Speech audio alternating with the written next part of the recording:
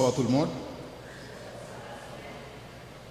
Pourquoi Moïse a-t-il régulé au lieu d'abolir l'esclavage? C'est une formulation qui laisse transpirer que Moïse serait coupable. Et en fait, il y a un ami qui m'a écrit au cours de la semaine et qui a ouï dire de cette conférence, il m'a dit, est-ce que cette formulation n'est pas un petit peu audacieuse? Est-ce que cette formulation n'est pas accusatrice? Est-ce que je ne suis pas en train d'accuser Moïse? Il semblerait que Moïse n'a pas su reconnaître ce que de grands leaders ont reconnu, à savoir que l'esclavage est un mal grave. Et pourtant, Moïse est un leader qui est acclamé par plus de la moitié de la planète. Parce que plus de la moitié de la planète se réclame du monothéisme, à savoir l'islam, le judaïsme, le christianisme. Donc plus de la moitié de la planète acclame Moïse. Et cependant, il semblerait que Moïse n'a pas su voir ce que les autres ont reconnu, que l'esclavage est mal. D'où la question à savoir pourquoi Moïse a-t-il régulé l'esclavage au lieu de l'abolir? Et c'est la question à laquelle je me propose, merci, de répondre ce soir. Mais pour ce faire, je vais aborder 4 points. Premièrement, je veux vous présenter le fait que le christianisme n'a pas inventé l'esclavage, contrairement à ceux qui pensent que Christophe Colomb, en venant en Haïti, en venant dans les Caraïbes, il est venu avec le christianisme, et le christianisme c'est une religion impérialiste, c'est une religion qui est venue avec l'esclavage. Donc je veux prouver ce soir que le christianisme n'a pas inventé l'esclavage. Deuxièmement, pour ceux qui font souvent référence au texte de l'Ancien Testament pour justifier le fait que Moïse a effectivement régulé l'esclavage au lieu de l'abolir, je voudrais vous présenter les textes tirés de leur contexte. Donc le deuxième point que je vais aborder, c'est que toute discussion biblique doit tenir compte du contexte historico-culturel. Donc il faut lire les textes bibliques dans leur contexte pour ne pas faire de ces textes un prétexte. Troisièmement, je vais vous montrer que le christianisme a toléré l'esclavage jusqu'à ce qu'il puisse être aboli. Et l'abolition de l'esclavage n'aurait jamais eu lieu sans le christianisme. Et au final, je vais vous présenter la vision chrétienne du monde. C'est celle qui répond mieux aux droits et à la dignité humaine. D'abord, le christianisme n'a pas inventé l'esclavage. Chers amis, quand nous parlons d'esclavage, nous parlons d'un phénomène universel, un phénomène qui a touché toutes les nations, toutes les civilisations. Il n'a jamais existé une civilisation où l'esclavage n'était pas présent. Et jusqu'à aujourd'hui, l'esclavage est présent. Jusqu'à aujourd'hui. Si vous vous rendez dans certains pays, particulièrement dans des pays dominés par l'islam, dans des pays dominés par certains courants religieux, l'esclavage est toujours en vogue. Et on parle aussi de l'esclavage sexuel. On parle aussi de la traite des jeunes filles qui se fait un peu partout. Donc l'esclavage est toujours un problème. C'est un problème universel. Les nations du Proche-Orient n'ont pas justifié les pratiques esclavagistes en suivant Israël. Dans le sens que comme si c'était Israël qui était venu avec les pratiques esclavagistes. Au contraire, si les nations qui entouraient Israël voulaient copier sur Israël, ces nations auraient cessé toute forme de pratique esclavagiste. Et je vais vous le prouver. Ensuite, il faut comprendre que quand on parle d'Israël, on parle de la nation choisie par Dieu. Dieu a regardé l'ensemble des nations et il a jeté son dévolu sur Israël. Il a choisi Israël afin qu'Israël puisse être une nation évangéliste pour porter la lumière, pour porter sa lumière, pour faire connaître aux nations sa justice et ses voies. Cependant, Israël n'est pas une société idéale préconisée par Dieu. Israël n'a jamais su s'élever à ce niveau. Donc si nous cherchons une société idéale, cette société ne serait jamais Israël. Et quand on considère les Écritures, nous voyons constamment Dieu envoyer des prophètes pour juger son peuple. Parce que Israël s'était rendu aussi coupable que les nations qui l'entouraient. Donc Israël n'est pas une société idéale. Donc ceux qui regardent des textes bibliques pour dire voici ce que faisaient les Israélites et que Dieu les a laissés faire pour justifier que voici ce qui se passe dans une société idéale. Donc c'est un manque de compréhension de l'idée de Dieu, de l'idéal de Dieu, et pour ce qu'est une société et qui reflète sa gloire et qui reflète ce qu'il veut. Au final, le christianisme n'a fait que constater l'existence d'un problème. Quand le christianisme a commencé dans l'Empire gréco-romain, l'esclavage était déjà ancré dans le tissu social de la société. Et c'est ce que le christianisme a constaté et que le christianisme a combattu, non pas comme nous l'aurions voulu, mais le christianisme l'a combattu avec un instrument qui est l'amour, et c'est ce que je vais vous présenter plus tard. Cependant, puisque souvent on fait référence à des textes tirés dans le livre d'Exode, dans le livre de Lévitique et dans d'autres textes au niveau de l'Ancien Testament pour dire voici des pratiques qu'on retrouve dans la loi de Moïse et qui justifieraient une quelconque pratique de l'esclavage. Donc l'idée ce serait de positionner ces textes dans leur contexte et pour éviter d'en faire un prétexte. Donc regardons l'esclavage dans la Bible, c'est-à-dire dans le contexte historico-culturel où ces textes ont été prononcés. Mais l'idée pour nous de nous positionner dans ce contexte historico-culturel, c'est pour éviter tout amalgame entre l'esclavage que nous avons connu dans les temps modernes et l'esclavage qui se pratiquait en Israël, et particulièrement dans les temps anciens. Donc il importe pour nous de situer les textes dans leur contexte immédiat afin que nous puissions avoir exactement la pensée de l'auteur par rapport à ces textes. Et comme on le dit souvent, tout texte pris en dehors de son contexte devient un prétexte. Donc avant d'aborder l'esclavage dans les temps bibliques, il importe pour nous de considérer la réalité socio-économique et légale des Hébreux. Ceci nous permettra de mettre en lumière la différence entre les pays européens qui se sont lancés dans l'entreprise esclavagiste, contrairement à Israël. Si ces pays européens se sont lancés dans l'esclavage pour s'enrichir, tel n'était pas le cas d'Israël. Donc considérons la condition socio-économique et légale des Hébreux à cette époque. Quand la Bible nous parle de Canaan, la Bible semble présenter Canaan, la terre d'Israël, semble présenter Canaan comme un pays qui ne manque de rien. Et c'est ce que nous trouvons dans le livre de Deutéronome, au chapitre 8, les versets 7 à 10. Et c'est pourquoi souvent, quand on fait référence à Canaan, on présente Canaan comme le pays où coule le lait et le miel. C'est un symbole, ne serait-ce que pour exprimer la richesse de ce pays. Donc Israël ne saurait pas lancer dans une entreprise esclavagiste pour pouvoir s'enrichir, parce que la terre d'Israël était assez fertile. Israël avait tout ce dont il avait besoin. Deuxièmement, la propriété en Israël, c'était une affaire familiale et non une affaire individuelle, comme dans le contexte de l'esclavage où des gens pouvaient posséder, où les gens pouvaient présenter un certain droit par rapport à certaines propriétés. Dans le contexte d'Israël, la propriété appartenait à la famille, la propriété appartenait au clan et non à l'individu, selon Nombre 31, verset 25-24. Non seulement personne, nul ne pouvait réclamer une certaine propriété individuelle, deuxièmement, Dieu se présentait comme l'unique propriétaire, selon le Genèse 1er, verset 2, et le Psaume 24. À l'Éternel, la terre et ce qu'elle renferme, le monde et ceux qui l'habitent. Donc Dieu est l'unique propriétaire. Donc dans le contexte d'Israël, quelqu'un ne pouvait pas se permettre de posséder quelque chose parce que Dieu est l'unique propriétaire et les Hébreux le savaient.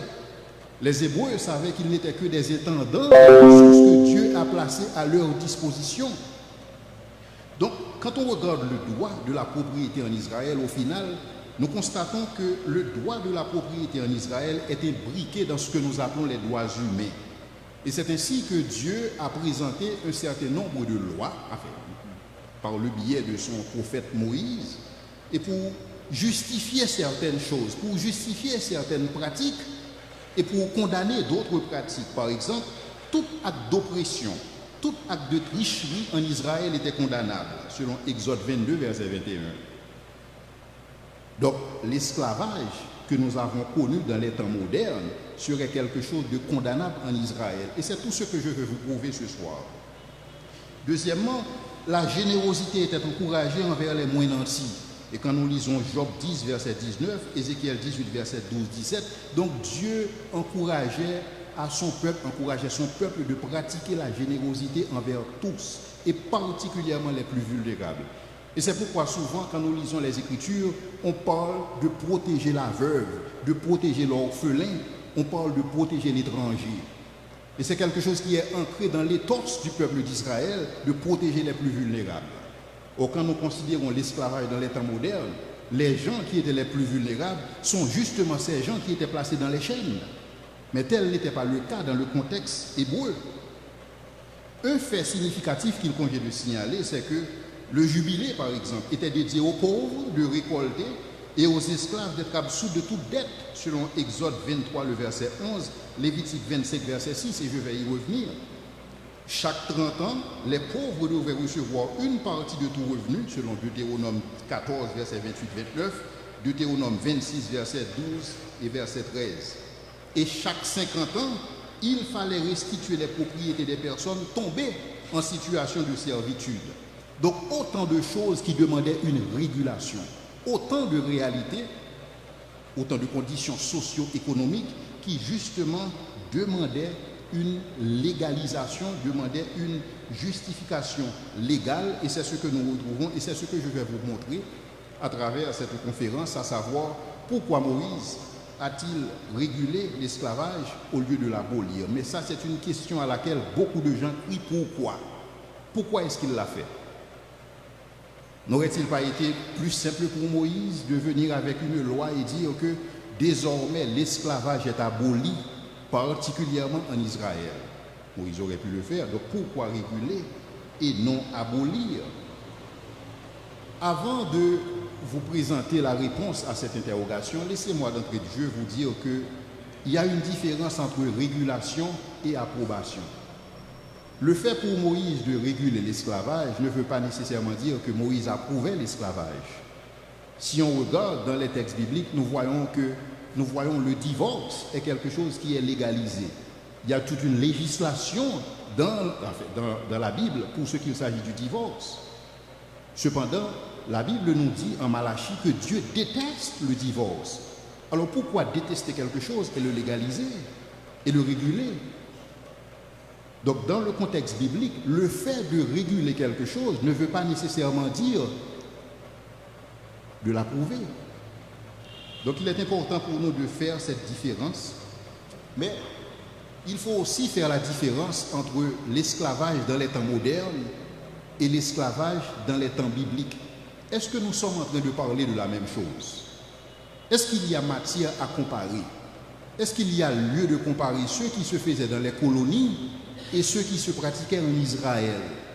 Est-ce que la notion que nous connaissons, que nous appelons esclave, esclavage, est-ce que ces notions telles que définies dans les temps modernes, est-ce que c'était la même connotation dans le contexte hébreu?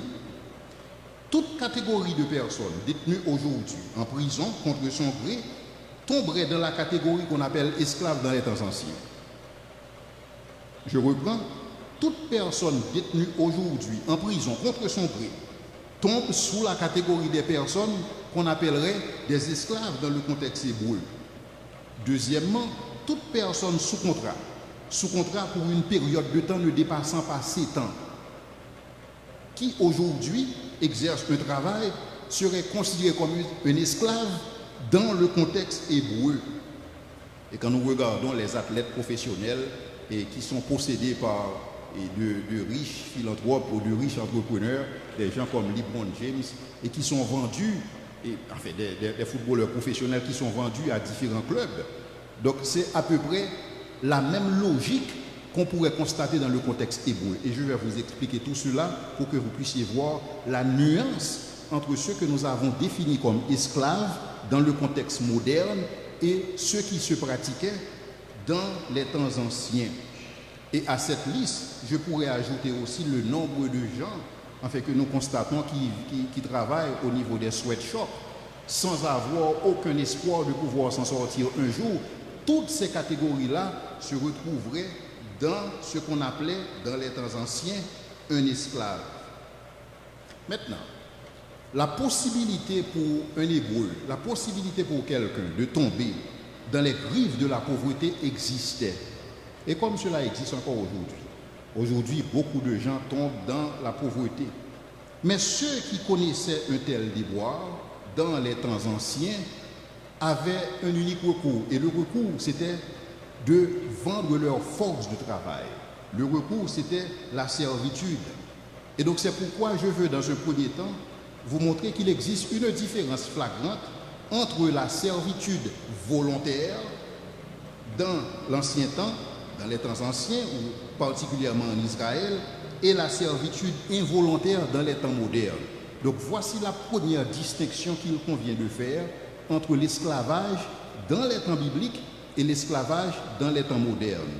Donc dans les temps bibliques, dans les temps anciens, nous parlons d'une servitude volontaire où des gens vendent leur force de travail, des gens, si vous voulez, se soumettent à quelqu'un dans un contexte de relation employeur-employé par rapport à ce qui se passe aujourd'hui et aussi au niveau des colonies, ce qui se passait dans les colonies, et c'était une forme de servitude involontaire. La servitude, dans les temps anciens, comme je disais tantôt, était davantage volontaire.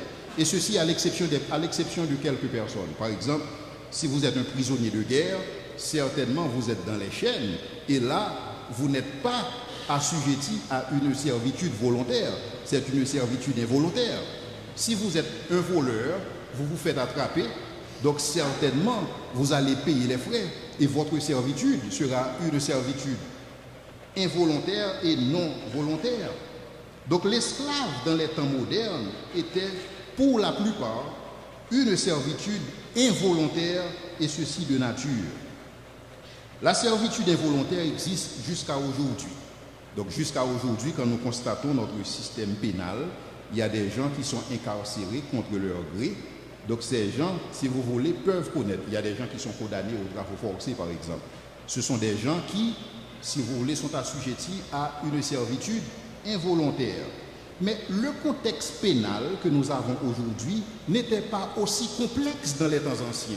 Et c'est pourquoi il faut faire la nuance. Dans les temps anciens, quand quelqu'un avait, si vous voulez, des démêlés avec la loi, cette personne subissait d'abord un châtiment corporel. Il y a un certain nombre de coups de fouet que cette personne devait recevoir. Pourquoi? Parce qu'à cette époque, c'était une société dominée par l'honneur et la honte. Donc quelqu'un qui se faisait battre publiquement, c'est quelqu'un qui avait toutes les chances de ne pas récidiver. Deuxièmement, il y avait une restitution en argent. Quand quelqu'un détruit le bien d'autrui, quand quelqu'un vole le bien d'autrui, quand quelqu'un fait quelque chose, il y a une restitution en argent qui devrait être fournie. Cependant, quand cette restitution n'est pas possible, quand la personne n'a pas les moyens de faire restitution, la personne doit faire cette restitution par le biais de sa force de travail. Voici ce que nous appelons la servitude. Et qu'a fait Moïse? Moïse a tout simplement constaté l'existence d'un phénomène. Donc la loi de Moïse a constaté l'esclavage et a cherché à le réguler pour la protection des parties impliquées, qu'il s'agisse des créanciers ou des débiteurs. Donc il est important pour nous d'arriver à faire ce distinguo entre les temps anciens et les temps modernes pour comprendre cette nécessité de réguler. Parce que quand nous regardons la loi de Moïse telle que nous la connaissons aujourd'hui, cette loi condamne l'esclavage que nous avons connu dans les colonies. Et cette loi condamne l'esclavage que nous connaissons aujourd'hui, particulièrement l'esclavage sexuel dont j'ai parlé dans mon introduction. Quand nous lisons par exemple Exode chapitre 21, Deutéronome 24, nous voyons que Moïse établit des conditions qui font que si ces conditions étaient suivies, on n'aurait jamais connu l'esclavage. Donc pour ceux qui disent que Moïse a régulé, ce que Moïse a régulé, je vais vous le présenter et je vais vous dire que si la loi de Moïse était suivie, si cette loi était appliquée à toutes les nations, l'esclavage n'aurait jamais eu lieu tel que nous l'avons connu dans les colonies. Que dit Moïse dans sa loi? Quand nous lisons Exode 21, Deutéronome 24, premièrement, nous voyons Moïse condamner le kidnapping. Moïse condamnait les voleurs d'hommes. Or, nous savons tous que la porte d'entrée pour l'esclavage, c'était le kidnapping. Des gens se faisaient kidnapper au cours des luttes tribales. Des Noirs vendaient des Noirs à des Européens sur leur territoire. Donc ça a commencé avec des kidnappings. Soit que les Noirs kidnappaient d'autres frères, ils les vendaient, soit que les Européens venaient et s'en servaient directement. Mais tout a commencé, l'esclavage a commencé avec le rapt. L'esclavage a commencé avec le kidnapping. Donc s'il n'y avait pas de kidnapping, on n'aurait jamais connu l'esclavage. Or, il se trouve que Moïse, dans sa législation, a condamné le kidnapping. Selon Exode 21, verset 16. Et le kidnapping, celui qui opère un kidnapping, un rapt, cette personne subirait la peine capitale. Donc si la loi de Moïse était appliquée à la lettre, au niveau de toutes les nations, si le kidnapping c'est la porte d'entrée à l'esclavage, donc on n'aurait jamais connu l'esclavage. Deuxièmement, la vente de personnes était condamnée au niveau de la loi de Moïse. Le trafic de personnes, la détention de personnes. Et ce qui est intéressant dans ce texte, en Exode 21, c'est que même celui qui est surpris en possession d'une personne kidnappée subirait la peine capitale. Donc tel que le texte est présenté, si vous lisez Exode 21, verset 16, vous allez voir que celui qui kidnappe une personne serait puni de mort. Celui qu'on retrouve avec une personne kidnappée serait puni de mort. Donc toutes les parties impliquées dans cette transaction subiraient une peine capitale. Cela veut dire quoi? Cela veut dire que le noir, le nègre, qui se trouve dans son tribu et qui décide de kidnapper son frère, lui, il serait condamné de mort. L'Européen qui vient, qui achète ce frère, il serait condamné de mort. Le transporteur qui a une cargaison qui fait pour la traite transatlantique, comme on l'appelle, l'esclavage triangulaire, lui aussi serait condamné de mort. L'esclave qui est surpris dans une plantation à récolter du coton ou à travailler du n'importe quoi, je ne sais pas, le propriétaire de ce champ serait aussi coupable de la peine de mort. Donc ce que je vous présente, quand on regarde toute la chaîne logistique menant à l'esclavage, toutes les parties impliquées dans cette chaîne subiraient la peine de mort si la loi de Moïse était appliquée. Donc voilà ce que Moïse légiférait.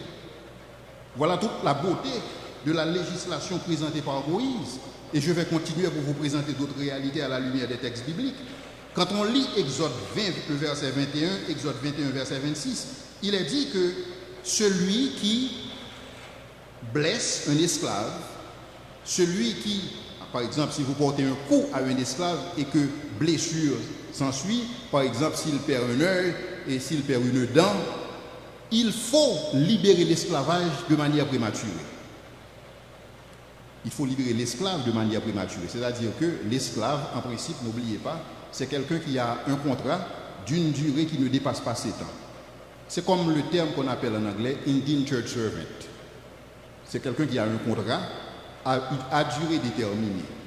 Maintenant, si au cours d'un échange entre le propriétaire d'esclaves, si vous voulez, si je peux l'appeler ici, pour utiliser un concept dans les temps modernes, et cet esclave, et qu'ils ont eu un démêlé et que des coups s'ensuivent, et que l'esclave est blessé, le propriétaire est dans l'obligation de laisser partir l'esclave avant la fin de ce mandat. Maintenant, imaginez-vous quelque chose de pareil se produire dans une colonie. Imaginez-vous que cette loi était mise en pratique dans les temps modernes, au niveau des sociétés, on n'aurait jamais connu l'esclavage. Ensuite, le meurtre d'un esclave était puni de mort selon Exode 21. Donc nul n'avait le droit d'attenter à la vie de personne parce que la vie est sacrée. Parce que nous sommes tous créés à l'image de Dieu. Et je vais vous présenter plus tard que c'est cette réflexion qui justement a abouti à l'abolition de l'esclavage. Ensuite, le viol. Nous savons que les femmes étaient violées au niveau de cette pratique esclavagiste, mais le viol en Israël est passible de mort, selon Deutéronome 22, versets 25 à 27.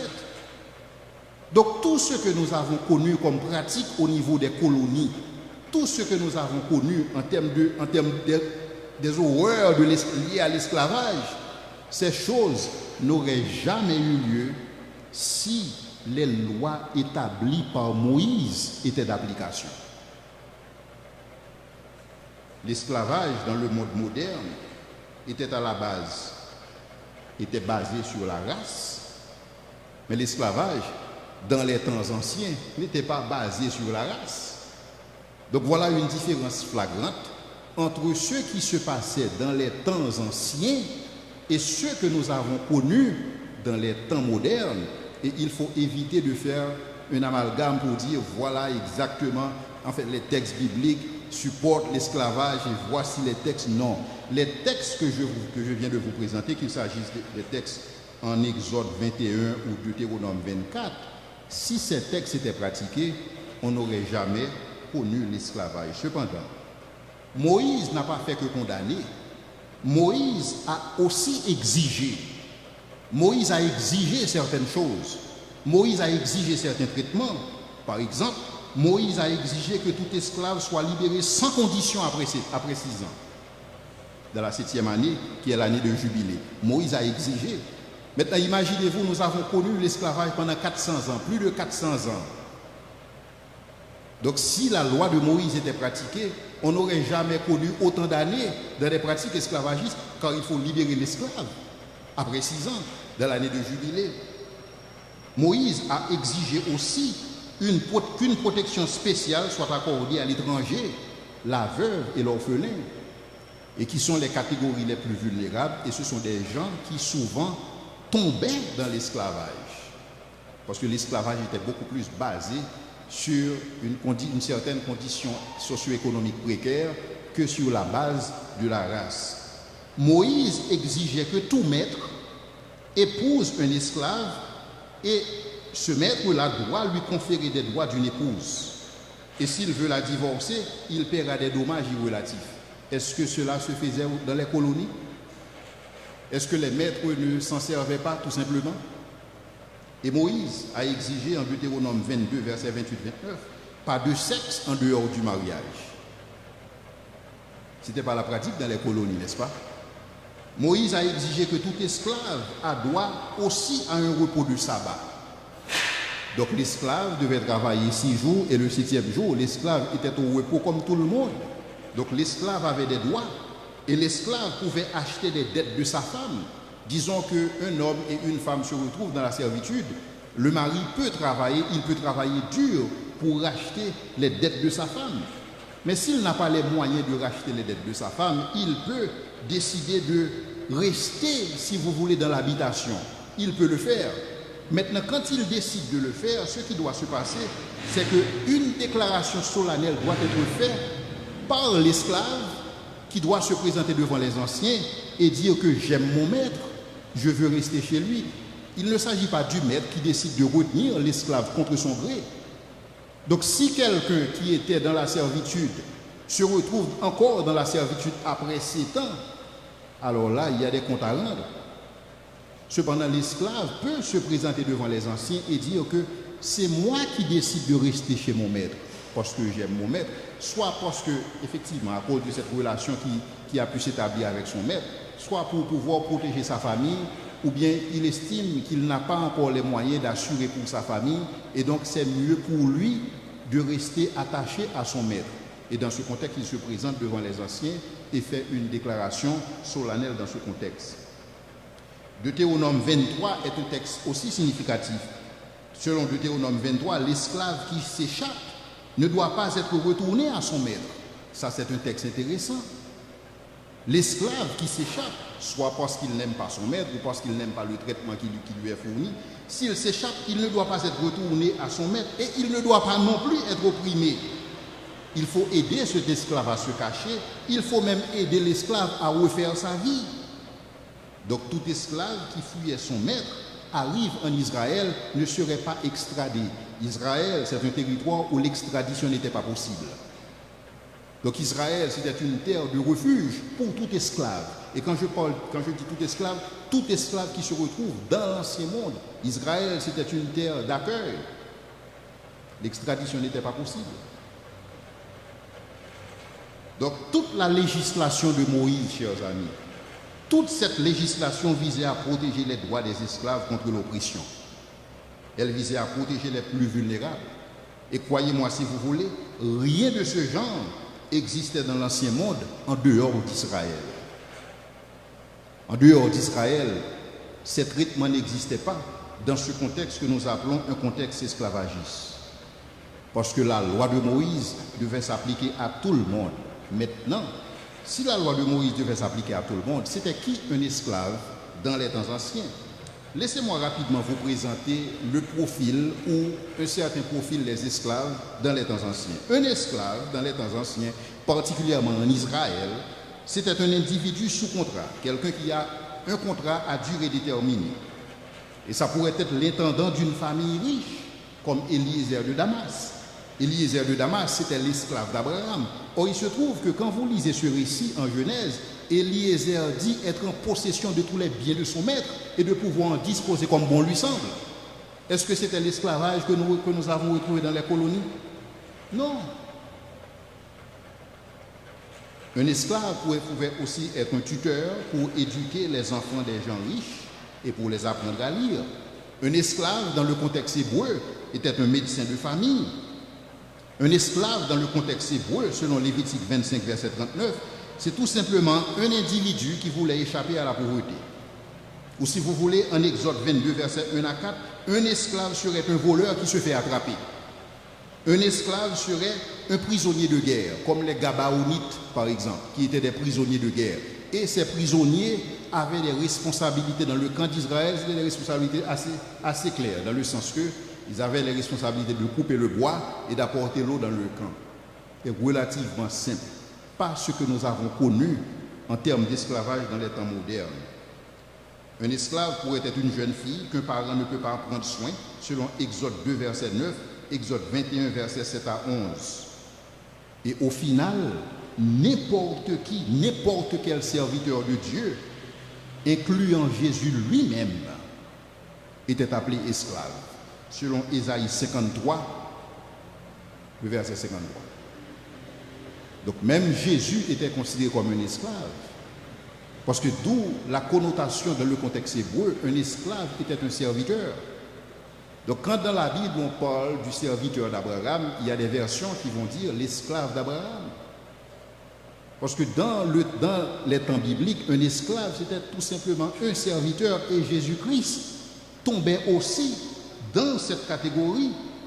Donc dans la définition hébreu, un esclave, c'est tout individu qui se trouve dans l'obligation d'accomplir certaines tâches.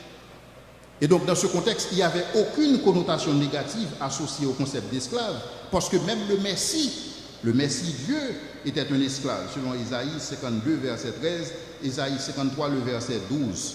Et donc, maintenant, on peut comprendre dans ce contexte que Paul aussi se présente comme l'esclave de Dieu, le doulos de Dieu, selon Romains 1er, verset 1er. Donc on peut comprendre, puisqu'il n'existait aucune connotation négative liée à l'esclave, donc demander à un esclave de retourner chez son maître était tout à fait normal. Donc pour Paul, de demander à un esclave d'obéir à son maître n'avait rien de dégradant si un esclave est un serviteur. Cependant, le contexte hébreu n'était pas la norme. Le contexte hébreu était l'exception à la règle. Quand on regarde les autres pays, les autres nations qui entouraient Israël, leur pratique esclavagiste ressemblait carrément avec ce que nous avons connu dans les colonies, et même pire. Mais cependant, en Israël, c'était différent. Donc voilà la raison d'être de la légalisation.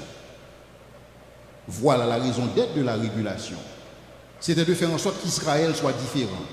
C'était de faire en sorte qu'Israël ne traite pas les gens, ne traite pas les étrangers, ne traite pas la veuve, ne traite pas l'orphelin comme tout le monde. Et c'est pourquoi Dieu rappelle souvent à l'Israël, souviens-toi que toi aussi tu étais esclave, afin que tu saches comment traiter l'esclave qui est au milieu de toi. Donc quand nous considérons les nations aux alentours, quand nous considérons ce qui s'est passé, et quand on considère particulièrement le code d'Hammurabi, Hammurabi c'était un roi, un fameux roi de Babylone que tout le monde reconnaît comme un grand roi. On dit que c'est lui qui a élaboré le premier code pour ce qui s'agit, enfin la première législation qu'on pourrait qualifier de moderne dans ce contexte.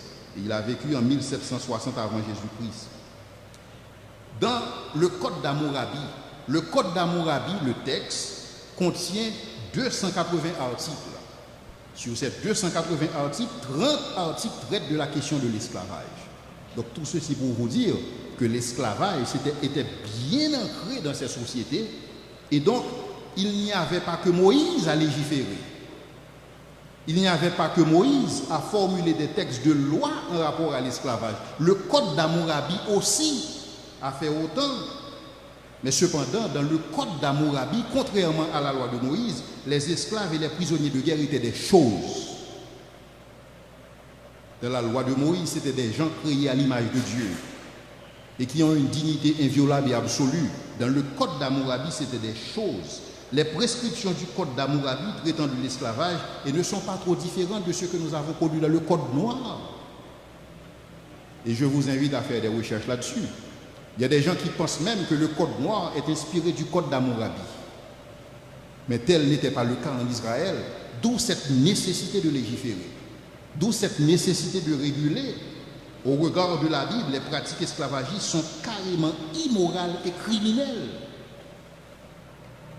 Et c'est pourquoi Dieu demande à l'homme d'aimer son prochain comme lui-même. Donc dans un contexte pareil, ce que nous avons connu dans les colonies ne peut pas s'apparenter, ne peut pas être associé à ce que nous avons connu dans les temps bibliques, particulièrement pour ce qui est révélé dans les textes.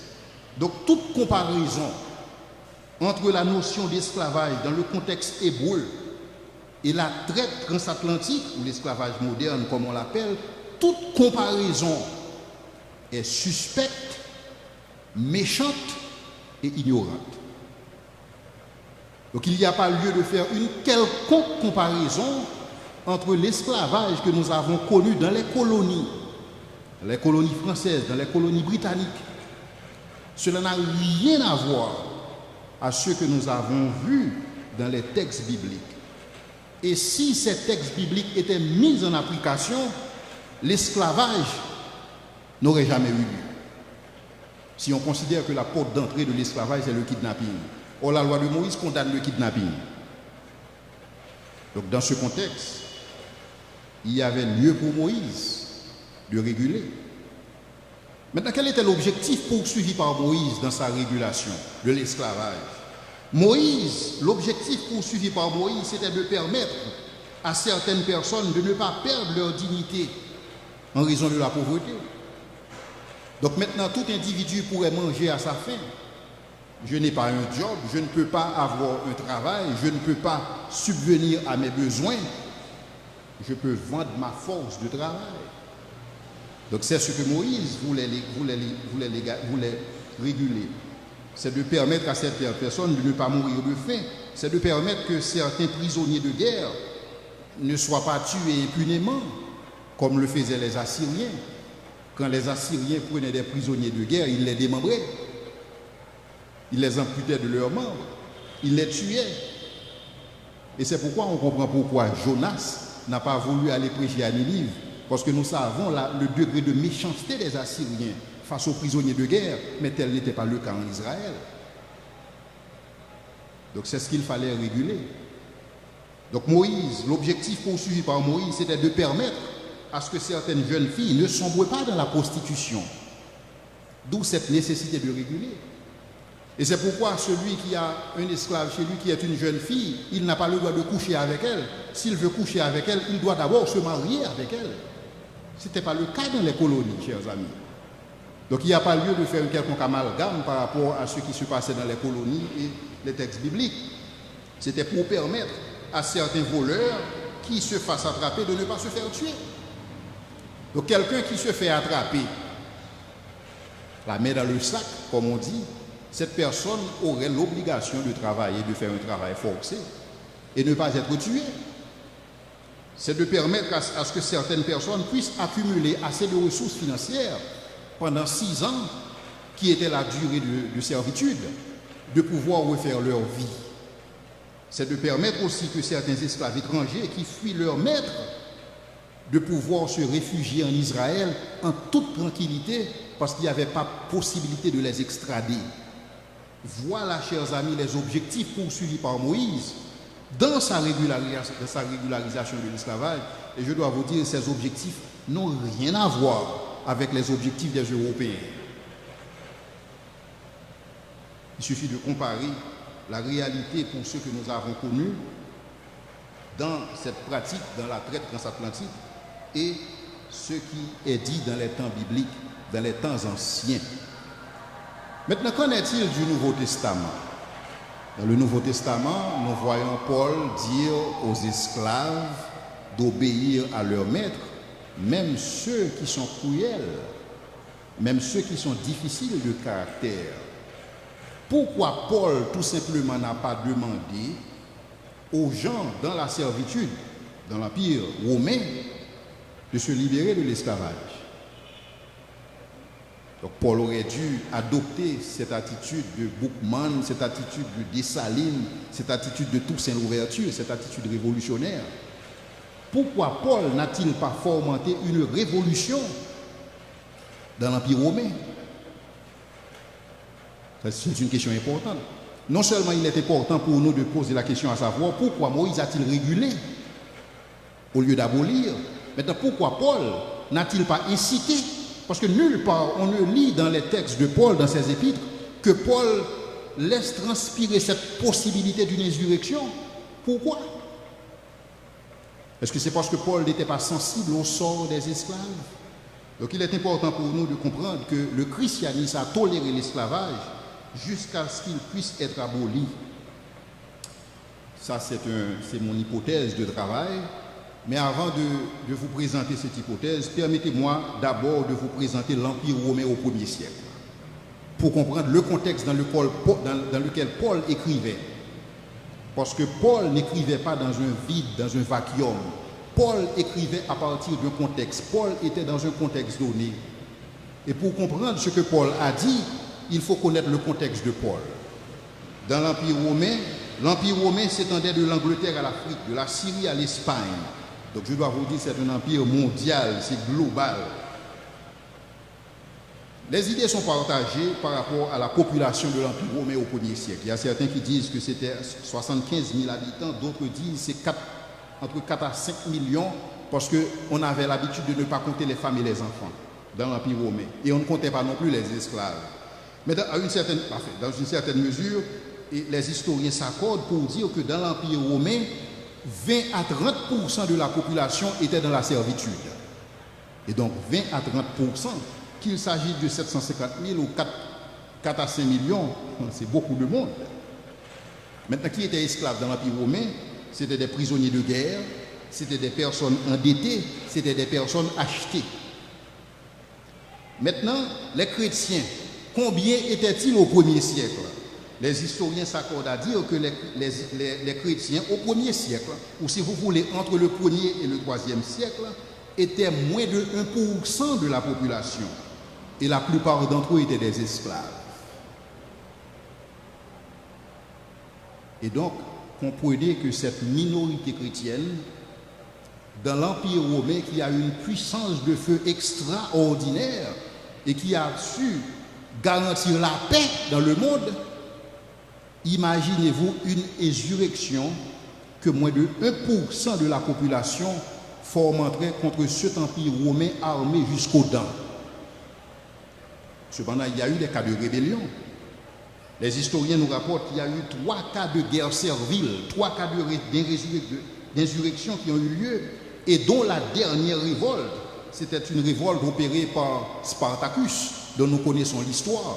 C'était ce gladiateur qui a décidé de se lancer contre l'Empire romain. Mais savez-vous quel est le taux de réussite de toutes ces guerres serviles? 0%. C'est-à-dire que tous ceux qui se sont lancés contre l'Empire romain dans une démarche de révolte dans une démarche de troubler l'ordre social. Parce que c'est ainsi que les Romains appelaient cette paix romaine, l'ordre social. L'esclavage faisait partie de l'ordre social romain. Donc toute insurrection à Rome, ou si vous voulez dans l'Empire romain d'une manière globale, parce que je vous ai présenté l'étendue de l'Empire romain, toute insurrection était tuée dans l'œuf. Soit que les gens étaient massacrés, soit qu'ils étaient mutilés, tués, exilés dans des mines, ou soit qu'ils étaient séparés de leur famille tout bonnement. Donc vous pensez que Paul allait encourager son église de moins de 1% de la population de se lancer dans une attaque frontale contre l'Empire romain? L'auriez-vous fait? Donc ceux qui questionnent Paul, à savoir pourquoi Paul parle-t-il ainsi, Paul avait à cœur le sort de ces gens, le sort des chrétiens. Se lancer dans une entreprise, se lancer dans une révolte, ça n'a absolument aucun sens. Ça n'a donné aucun résultat. Même le grand Spartacus que nous connaissons, il n'a pas réussi face à la puissance de feu de Rome. Autre chose qu'il convient de souligner, c'est le fait qu'il y a une différence entre ce qui s'est passé dans l'Ancien Testament et dans le Nouveau Testament. Dans l'Ancien Testament, Dieu travaillait avec un peuple. Et à ce peuple, Dieu a donné des lois. Il n'a pas agi de la même façon pour toutes les nations.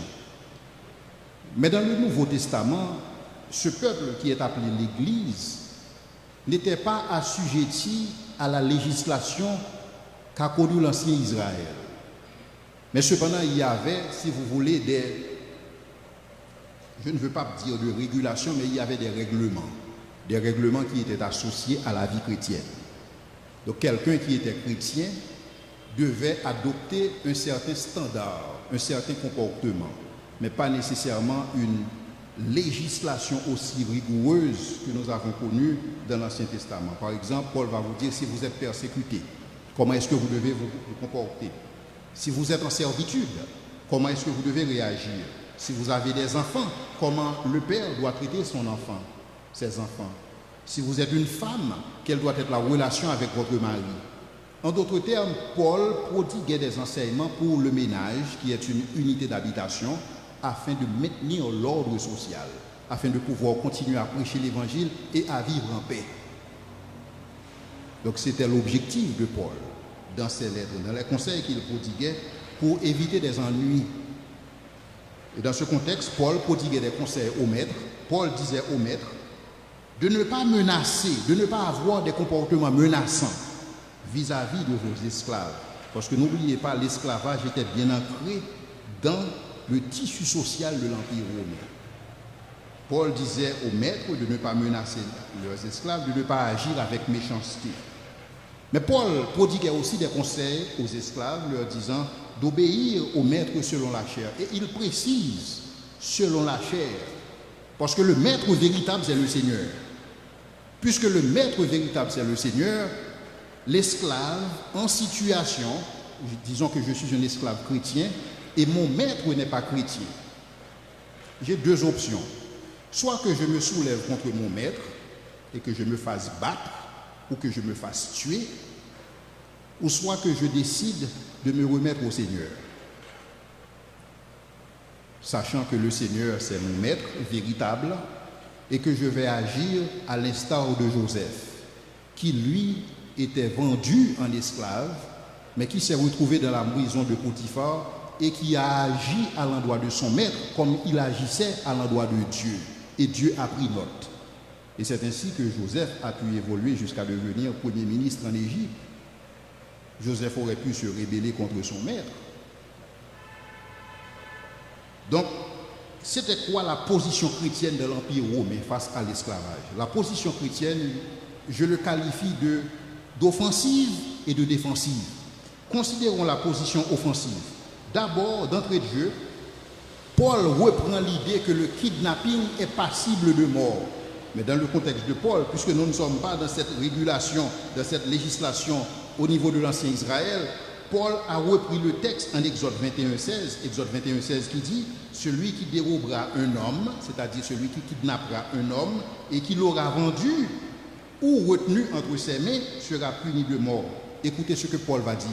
Paul va reprendre cette même vérité, mais cependant Paul va l'associer avec l'entrée dans le royaume de Dieu. Pour dire que dans 1 Timothée 1 verset 9-10, sachant que la loi n'est pas faite pour le juste, mais pour les méchants et les rebelles, les impies et les pécheurs, les irréligieux, les profanes, les parricides, les meurtriers, les impudiques, les infâmes, les voleurs d'hommes, les kidnappeurs, les menteurs, les parjures et tout ce qui est contraire à la saine doctrine. Donc là encore, si la porte d'entrée à l'esclavage c'est le kidnapping, l'Ancien Testament a condamné le kidnapping, le Nouveau Testament a condamné le kidnapping. Cependant, Paul dit, et ça c'est une déclaration offensive, as-tu été appelé en tant qu'esclave? Ne t'en inquiète pas. Il y a des gens qui disent, pourquoi Paul dit à quelqu'un qui est dans l'esclavage de ne pas s'inquiéter? Paul nous dit de nous inquiéter de rien, d'une manière générale. Mais si tu peux devenir libre, profites-en. Je pense que ça c'est une déclaration carrément dangereuse dans l'Empire romain, n'est-ce pas? Donc Paul offre la possibilité à un esclave qui a les moyens de se libérer, ça pourrait être le fait de pouvoir racheter sa liberté ou de pouvoir s'enfuir tout bonnement. Mais cependant, l'esclave qui devient libre doit savoir maintenant qu'il est l'esclave de Christ. Parce qu'au final, nous sommes tous des esclaves de Dieu. Et nous voyons, nous lisons dans Apocalypse 18, verset 13, Babylone est condamnée pour son trafic humain. Donc, les Écritures, chers amis, condamnent l'esclavage sous toutes ses formes. Donc, que nous lisons dans l'Ancien Testament ou dans le Nouveau Testament. Cependant, il y a aussi une attaque frontale qui est la position chrétienne dans l'Empire romain. D'abord, il faut comprendre que toute attaque frontale serait suicidaire. Je l'ai déjà dit, il y a eu 3 tentatives d'insurrection. Ces 3 tentatives ont été soldées par un échec, même la dernière tentative menée par Spartacus. Et Paul aussi, chers amis, avait des compagnons de ministère qui eux-mêmes étaient des esclaves. Andronique, Junias et Paphras. Quand nous lisons en Romains 16, verset 7, Philémon 23, c'était des esclaves. Mais c'était des esclaves que Paul considérait comme des frères. Et c'était des esclaves que Paul demandait de les saluer par un saint baiser. Parce que n'oubliez pas l'église, la première église, au 1er siècle, il y avait beaucoup d'esclaves dans cette église. Mais quand Paul demande de nous saluer par un saint baiser,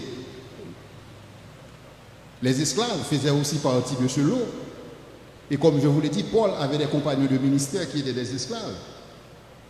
Et quand Paul parle du souper du Seigneur, le souper du Seigneur, Galates 3, verset 28, à la table du Seigneur, tout le monde participe, et tel n'était pas le cas dans le contexte de l'Empire. Les esclaves étaient assignés à une résidence en dehors de l'espace de circulation du maître. Mais cependant, dans l'église de Jésus-Christ, ceux qui étaient des esclaves dans l'Empire romain et ceux qui étaient libres s'asseyaient à la même table pour le repas du Seigneur.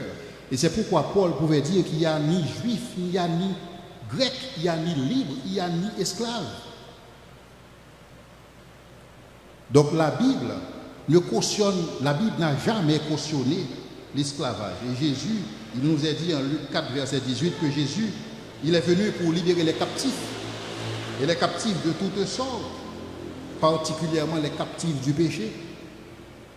Donc Jésus n'était pas silencieux sur la question de l'esclavage, mais il a compris que le cœur du problème était dans le cœur. Et c'est là où ce problème devrait être adressé.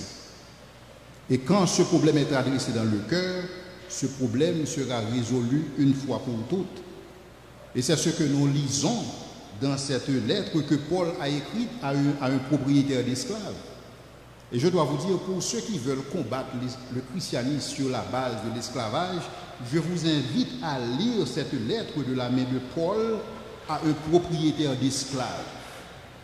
Et je vais vous faire une lecture rapide de cette lettre. Paul, prisonnier de Jésus-Christ et le frère de Timothée, à Philémon, notre bien-aimé et notre compagnon d'œuvre, à la sœur Afia, à Archip, notre compagnon de combat, et à l'église qui est dans ta maison. Que la grâce et la paix vous soient données de la part de notre Dieu et Père de notre Seigneur Jésus-Christ. Écoutez bien. Je rends continuellement grâce à mon Dieu, faisant mention de toi dans mes prières, parce que je suis informé de la foi que tu as au Seigneur Jésus et de ton amour pour les saints. Je lui demande que tu participes à la foi.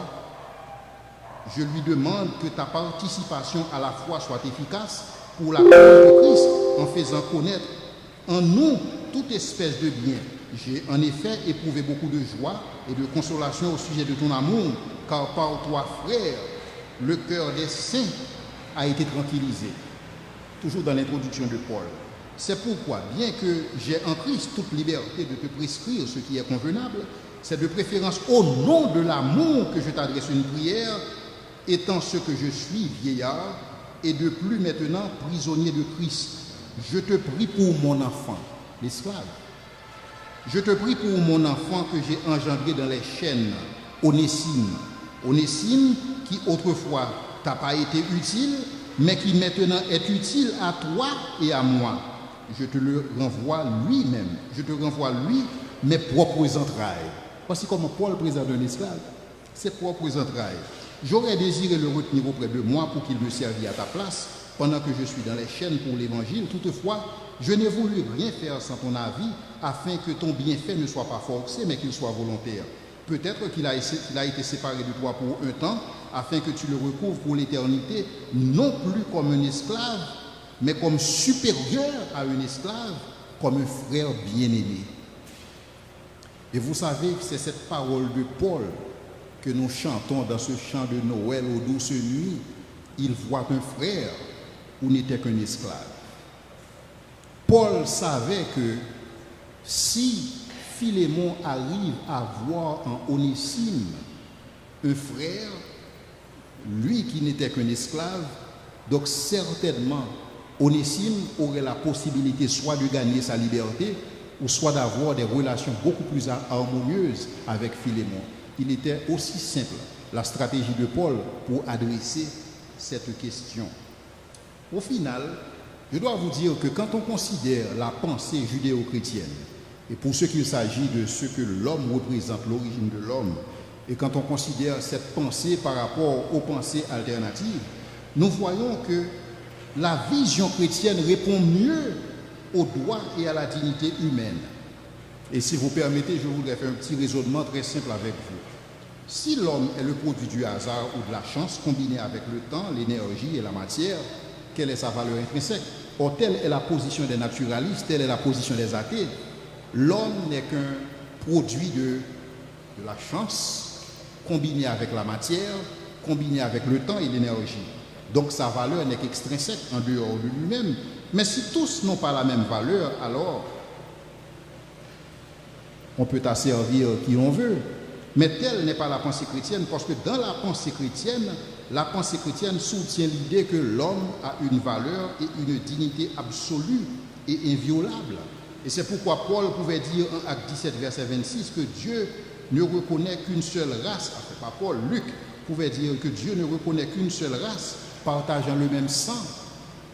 Parce qu'en Christ, et même en dehors de Christ même, toute la nation, en fait toute l'humanité, Dieu ne reconnaît qu'une seule race.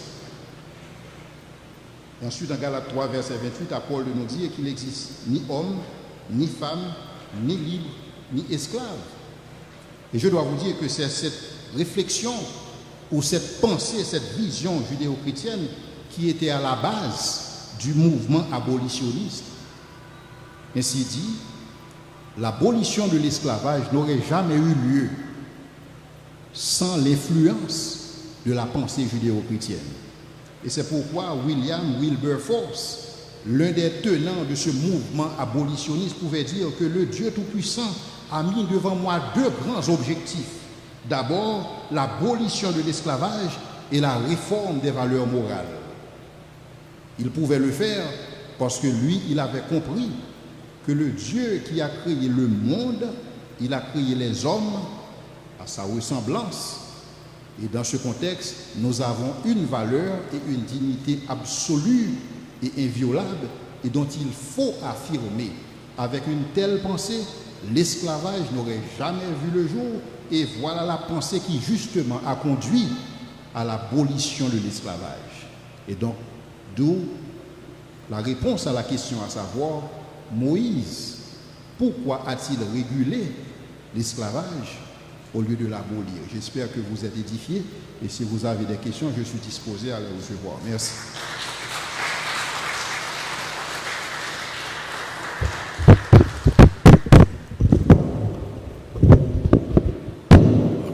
Merci. Frères et sœurs, rendons grâce à Dieu pour un exposé aussi brillant de la part de son serviteur, le docteur Leslie Jules, et saluons ce travail précieux par des applaudissements nourris, s'il vous plaît.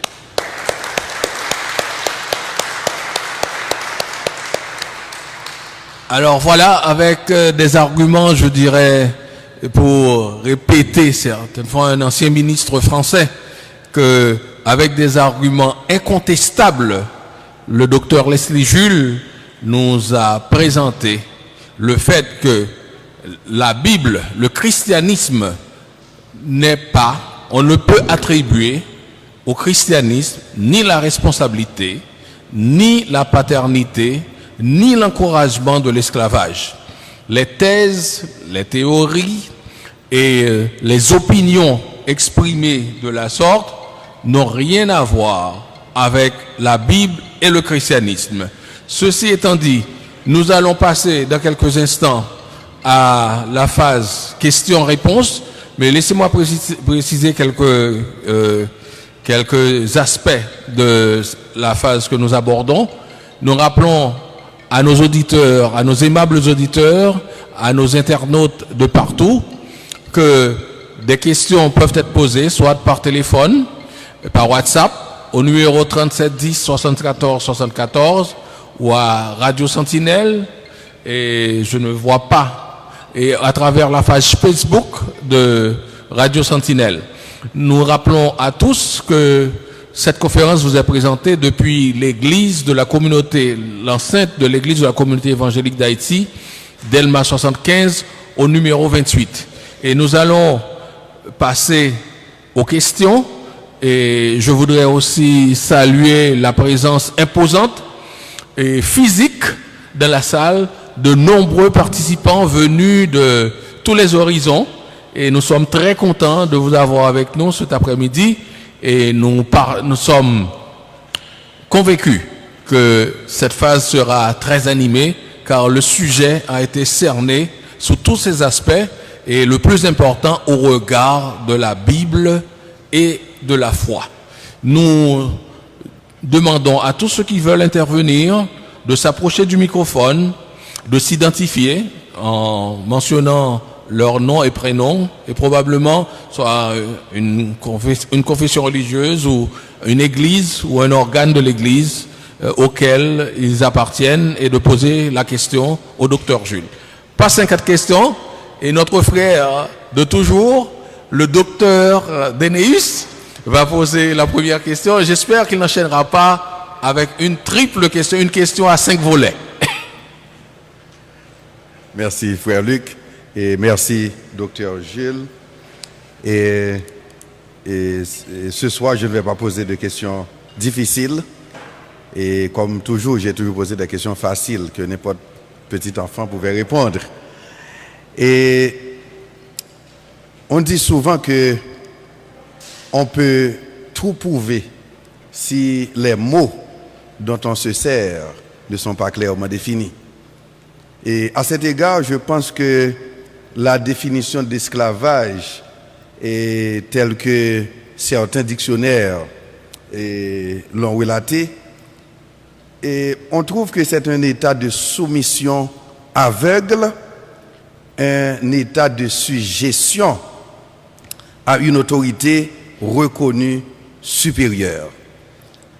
Et Lénine disait que dans les faits, l'idée de Dieu aide à tenir le peuple en esclavage. Et l'apôtre Paul aux Romains, dans Romains chapitre 13, verset 1er, suggère que Dieu exige la soumission des chrétiens aux autorités établies. Et il semble que l'apôtre Paul fait coalition avec Lénine. Et dans les temps modernes, comme vous venez de spécifier, il y a ce qu'on appelle l'esclave consentant. Il y a des gens qui ont été pris en otage, qui ont été capturés, enlevés, séquestrés, bref, kidnappés, qui est un anglicisme. Mais il y a des pauvres qui sont aliénés, qui ont aliéné leur liberté pour un brin de nourriture, pour un brin de bien-être. Il y a également des familles incestueuses dans tous les pays, notamment en Haïti. Des familles incestueuses et des familles impudiques qui livrent leurs filles, qu'elles soient majeures ou mineures. Et l'exemple fourmille à travers le pays. Dernièrement, on avait surpris en flagrant délit un chauffeur de camionnette qui se dégageait littéralement en créole haïtien avec une petite fille de 14 ou 15 ans. Et lorsqu'on avait arrêté le chauffeur, eh bien, la petite fille a dit, si on arrête monsieur, nous mettons tout yem parce que c'est lui qui va manger dans le là. Maintenant, j'ai travaillé aux États-Unis dans le domaine de l'immigration et j'ai vu beaucoup de gens, beaucoup d'immigrants illégaux et même des immigrants qui reviennent d'Haïti et d'autres pays avec des visas, mais sachant s'ils sont interceptés à l'immigration comme une personne arrivée sur le territoire de façon illégale, eh bien, ces personnes-là vont bénéficier de la carte verte, de green card. Maintenant, c'est-à-dire, ces personnes-là, elles peuvent solliciter l'asile politique et rester dans le pays et émigrer dans le pays. Voilà.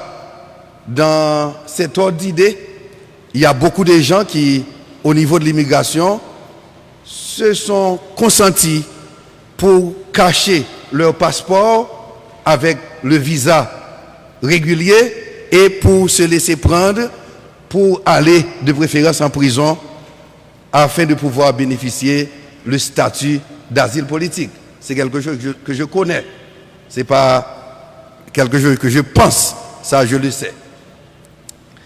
Maintenant, vous avez bien évoqué dans divers cas l'esclavage dans les temps modernes, dans les temps anciens, les différents types d'esclavage, etc.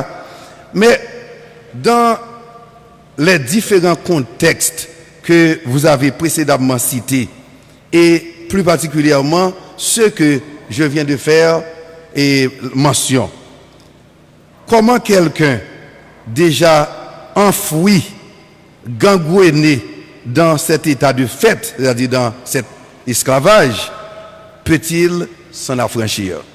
Merci.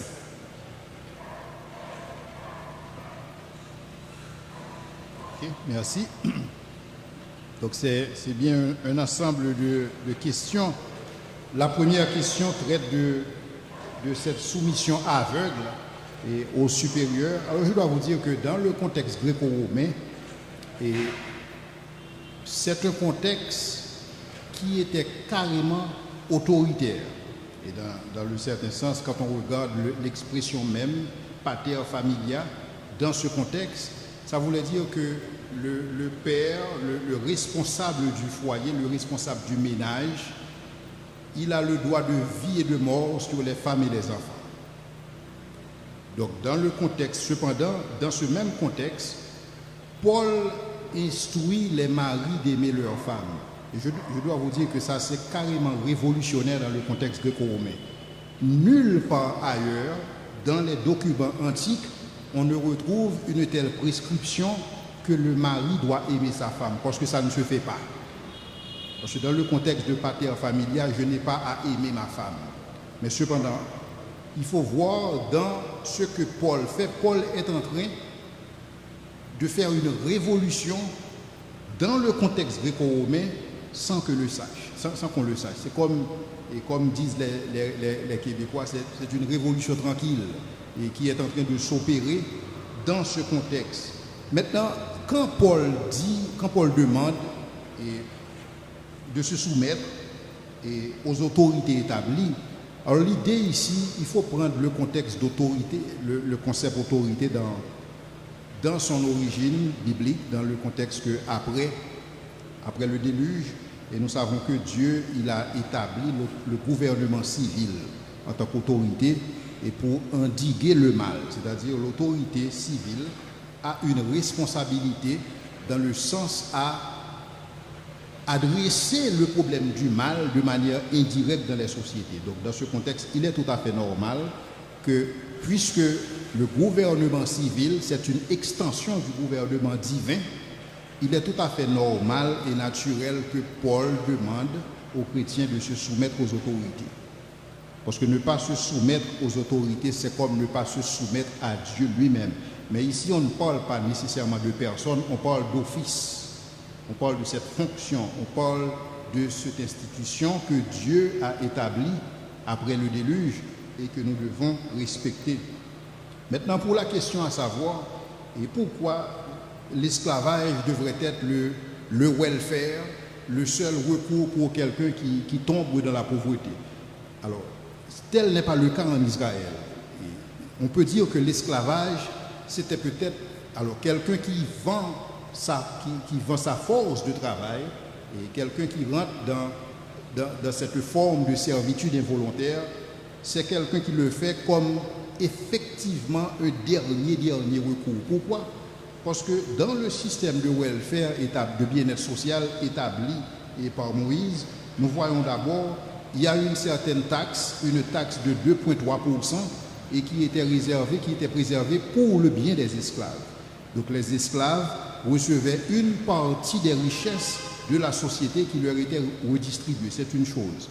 Deuxièmement, nous voyons aussi dans le contexte hébreu que les esclaves avaient la possibilité de pouvoir récolter après le propriétaire de champ. Donc ceux qui restaient, ceux qui n'étaient pas récoltés, les esclaves pouvaient s'en servir. Donc le système en Israël était construit de telle sorte que personne ne pourrait mourir de faim. Parce que ce système existait. Mais cependant, comme je l'ai présenté, il y a des situations extrêmes qui pouvaient conduire quelqu'un dans la servitude. Par exemple, quelqu'un qui détruit le bien de quelqu'un et qui n'a pas les moyens de pouvoir faire restitution. Donc il va maintenant, puisqu'il ne peut pas restituer en argent, il va restituer avec sa force de travail. Donc là, il devient un esclave. Un voleur qui se fait attraper, il peut devenir un esclave. Mais le système qui est établi, le système de bien-être social établi, et dans le contexte hébreu, et ce n'est pas un système qui, si vous voulez, qui fait en sorte que quelqu'un puisse tomber facilement dans l'esclavage.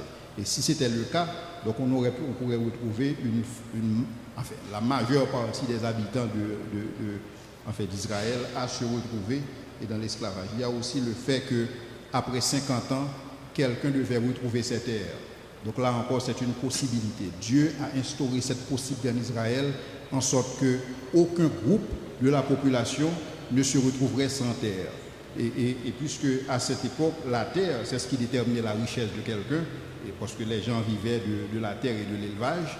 Donc dans ce contexte, Dieu s'était assuré que personne ne tomberait de manière permanente dans les filets de la pauvreté. Donc dans ce contexte, l'esclavage n'était pas quelque chose qui était établi comme la seule façon de pouvoir adresser le problème de la pauvreté. Et comme je dis, c'était un recours extrême et par rapport à une situation de pauvreté en Israël. Et la dernière question, c'était comment s'affranchir de l'esclavage. Bon, ça dépend du contexte. Il y a un contexte où Dieu a permis que pendant ces 6 années de servitude, et quelqu'un peut travailler et se faire assez d'argent pour pouvoir acheter sa liberté. Et donc pendant ces 6 ans, non seulement la personne serait libérée pendant la période du jubilé, mais cependant la personne disposerait d'assez de ressources financières pour ne pas avoir à se vendre à nouveau et pour devenir esclave. Donc dans ce contexte, il y a d'abord l'esclave qui achète sa liberté, il y a aussi la possibilité de prendre la fuite, et Dieu a permis qu'il existe des villes refuges, Dieu a permis que certaines personnes qui décident de fuir et que ces gens ne doivent pas être retournés à leur maître. Donc Dieu a permis qu'il y ait cette possibilité de fuite aussi, et aussi il y a d'autres possibilités de pouvoir s'affranchir. Mais cependant, je pense que le contexte peut être différent d'une personne à une autre.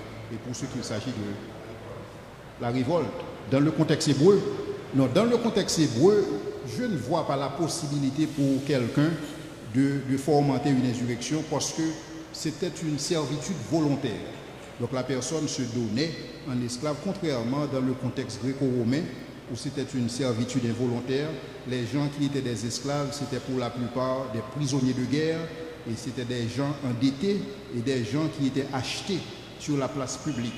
Et donc dans ce contexte s'apprête beaucoup plus à des conditions qui pourraient demander à l'esclave de se révolter et les traitements n'étaient pas les mêmes. Quand on considère le traitement que Israël donnait aux gens dans la servitude et le traitement que les Romains donnaient à leurs esclaves, c'est le jour et la nuit.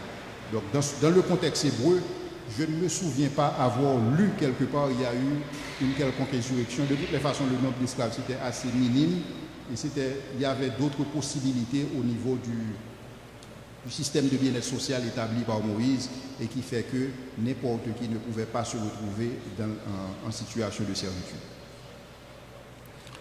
La prochaine question sera posée par un autre membre du GSP et je laisse le soin à notre frère de se présenter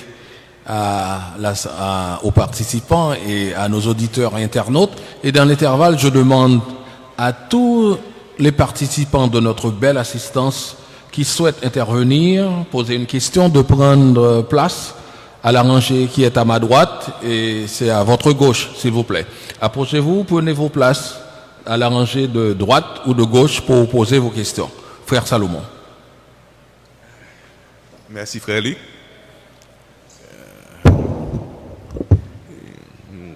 Je suis Jean-Bonheur Salomon du GSP et CEH. Bon. Docteur Jules, j'ai bien peur que je ne sois en nette opposition avec vous.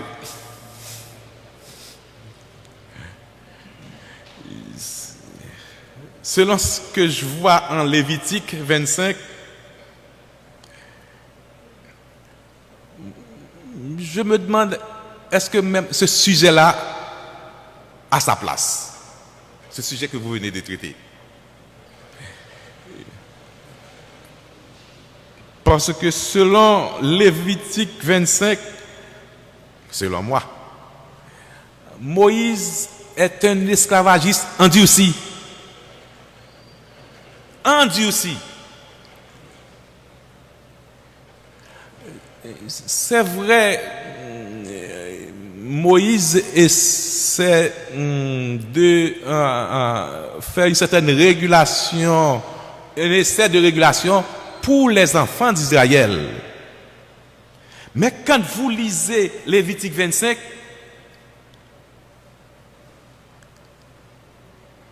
Moïse est un esclavagiste sans précédent. Laissez-moi vous lire quelque chose.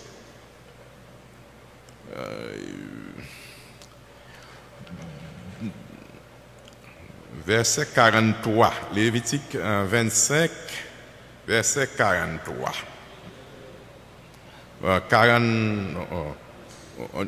44. C'est des nations qui vous entourent que tu prendras ton esclave et ta servante qui t'appartiendront. C'est d'elles que vous acheterez l'esclave et la servante. Vous pourrez aussi en acheter des enfants des étrangers qui demeureront chez toi et de leurs familles qui engendreront dans votre pays et ils seront votre propriété. Vous les laisserez en héritage à vos enfants après vous comme une propriété, les esclaves. comment dire que cet homme a travaillé d'une façon ou d'une autre contre l'esclavage. Donc, à mon avis, la bonté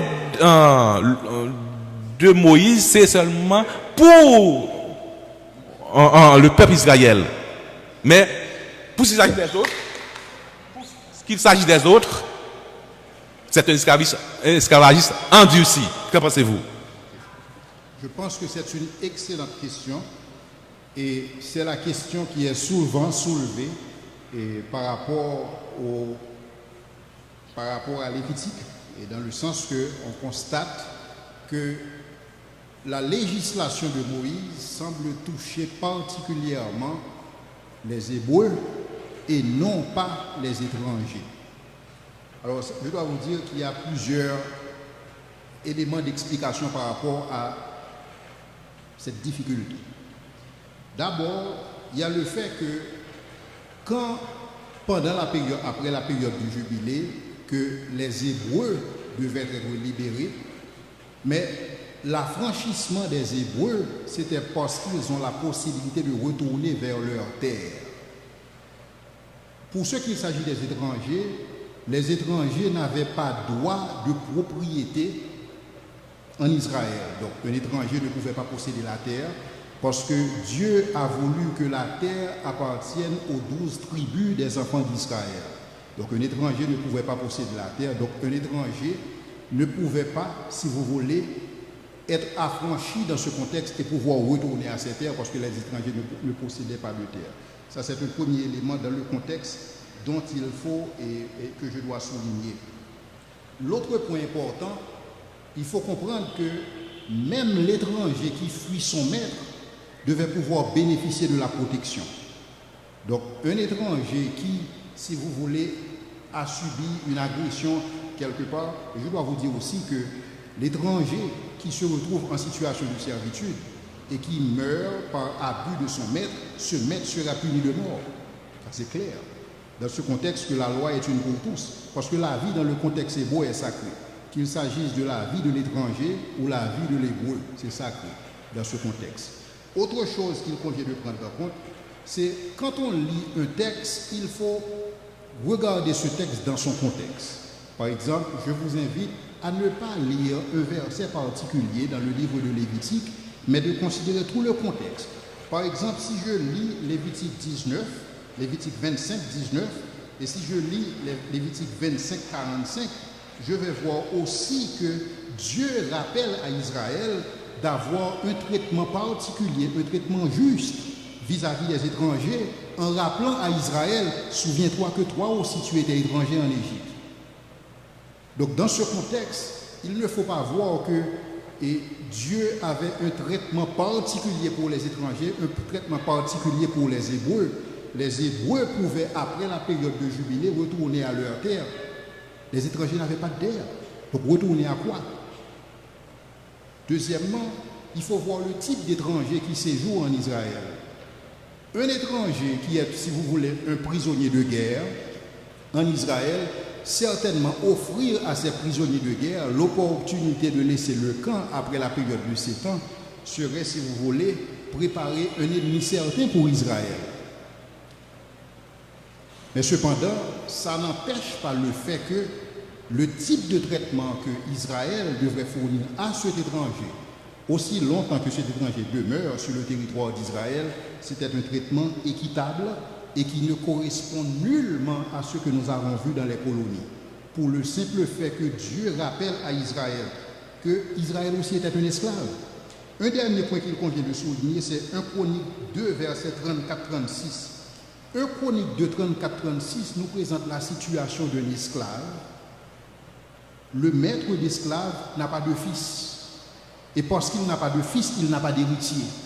Donc dans ce contexte, il demande à l'esclave d'épouser sa fille afin que l'esclave puisse devenir son héritier. On ne voit pas ces histoires dans les colonies.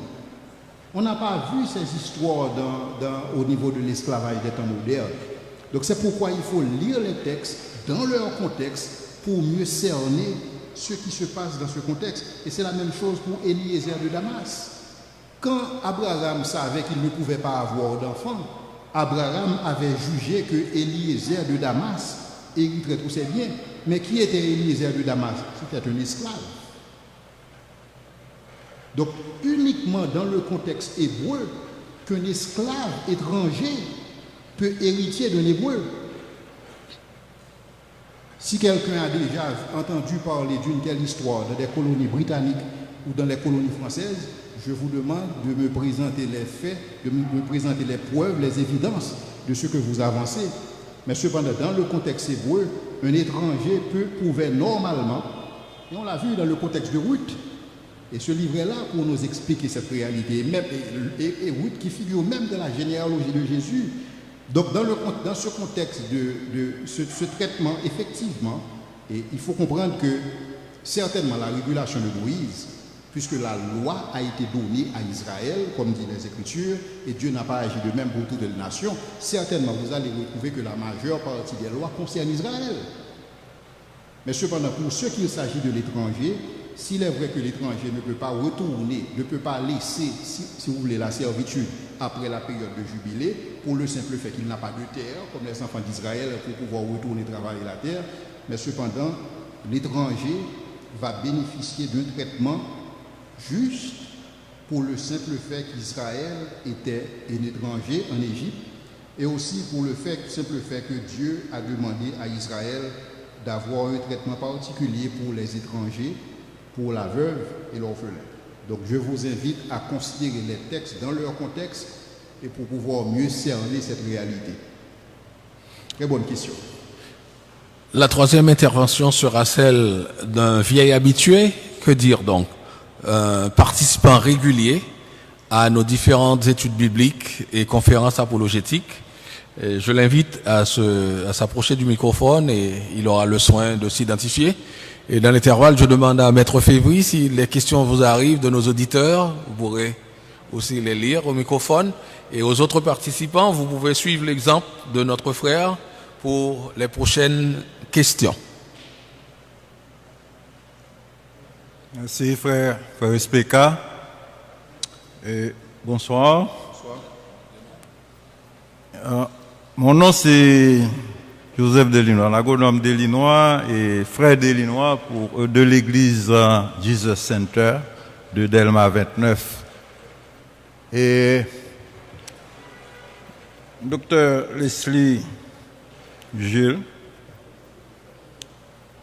quand je me réfère à l'un des versets que vous nous avez donnés au cours de cette magistrale conférence, disons les deux premiers versets auxquels je vais faire référence, c'est les versets 5 et 6 de l'Exode 21.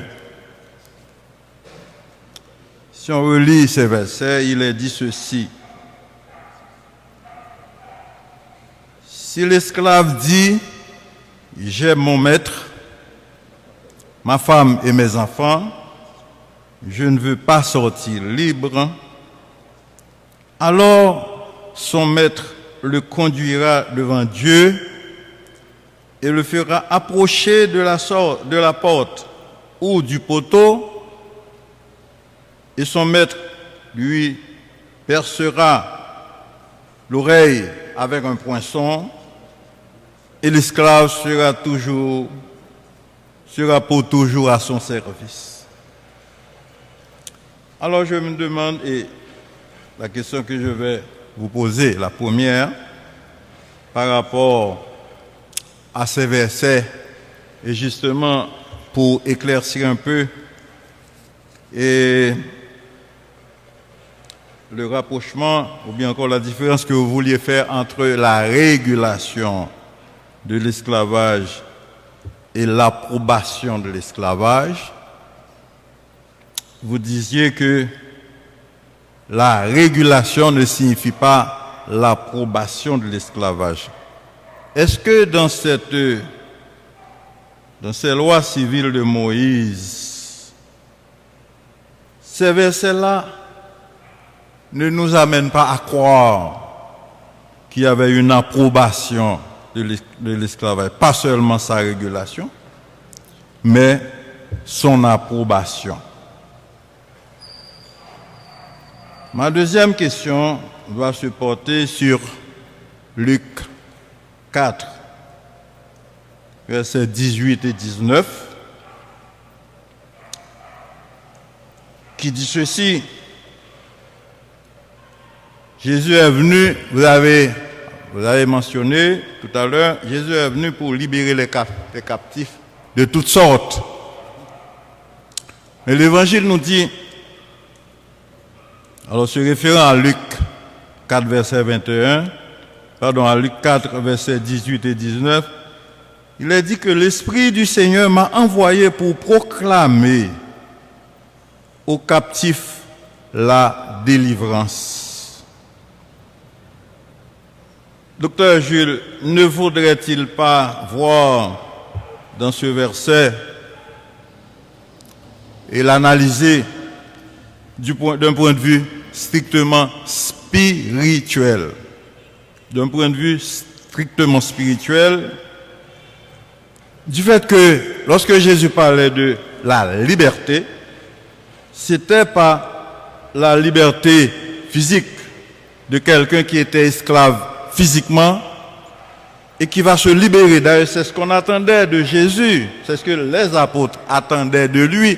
Les apôtres pensaient que Jésus allait mener un combat contre la répression de l'époque, la répression des Romains à l'époque, et donc ils s'attendaient à avoir un roi qui venait les libérer du joug de l'esclavage. Mais ce n'était pas le cas. D'ailleurs, quand on se réfère à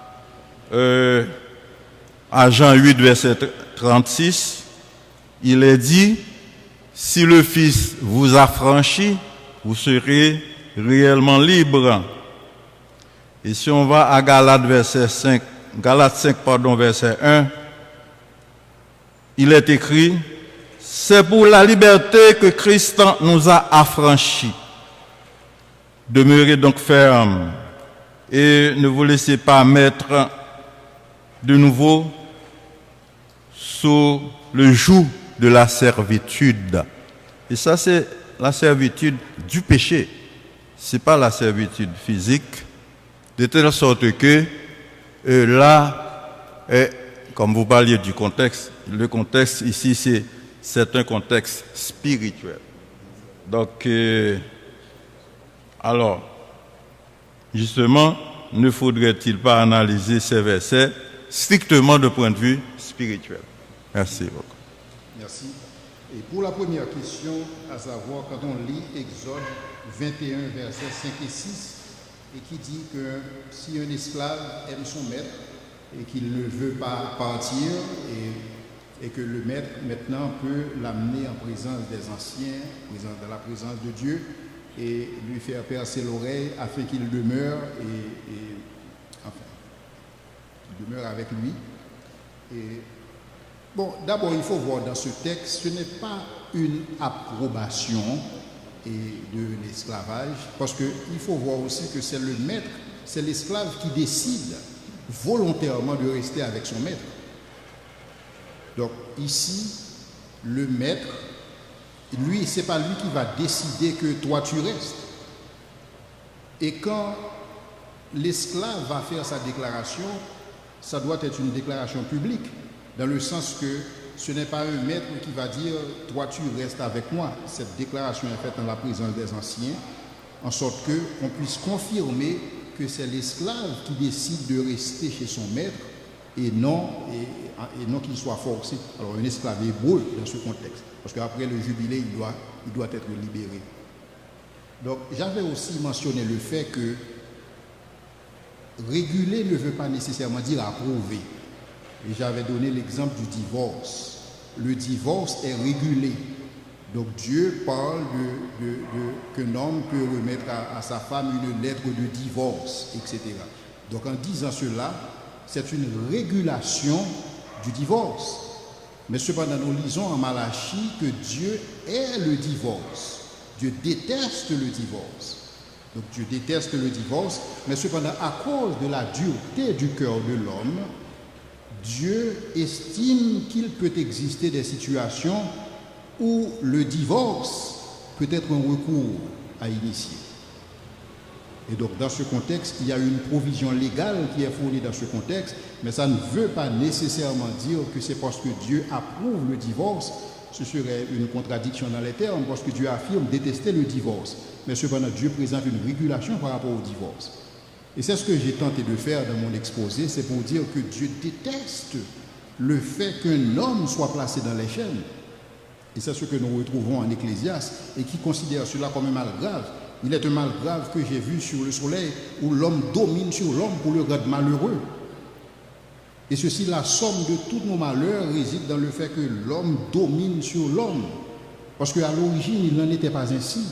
Quand on lit la Genèse, on voit que la domination de l'homme doit s'étendre sur la création, sur le monde physique et non pas sur les hommes. Tu domineras sur les poissons de la mer, sur les oiseaux du ciel, sur les mammifères qui sont sur la terre. Mais Dieu n'a jamais demandé à l'homme de dominer l'homme. Donc Dieu n'aurait jamais cautionné, il n'aurait jamais approuvé des pratiques esclavagistes. Mais cependant, puisqu'il existe une situation de fait où des gens vont se retrouver dans cette condition d'esclavage, alors Dieu a demandé à Moïse de formuler des lois afin de protéger les plus vulnérables. Ces lois n'existaient pas dans les colonies françaises et britanniques. Maintenant, pour la question à savoir, en Luc 4, verset 18-19, il est dit que Jésus est venu pour libérer les captifs. Est-ce que ce texte ne devrait pas être compris dans le sens de captif du péché? Effectivement. Le sens immédiat du texte, c'est que Jésus-Christ, il est venu adresser un problème profond, et ce problème, c'est le péché. Il est venu mourir pour le péché. Ça, c'est le sens du texte. Et cependant, on peut tirer une application aussi personnelle, dans le sens que, et l'application, c'est que Jésus, puisque la liberté, c'est quelque chose, c'est une valeur que Dieu apprécie, parce que Dieu nous a créés libres, il nous a donné le libre arbitre, pour que nous puissions faire des choix libres. Donc Dieu approuve la liberté. Donc toute démarche qui viserait à libérer l'être humain des emprises de l'esclavage, c'est une démarche que Dieu cautionne, parce que c'est pour la liberté que Christ nous a appelés. Effectivement, ce texte, c'est un texte dans son sens immédiat, c'est notre liberté que Dieu nous a donnée. Nous ne sommes pas assujettis à la loi dans le sens immédiat du texte, mais cependant Dieu est en faveur de la liberté.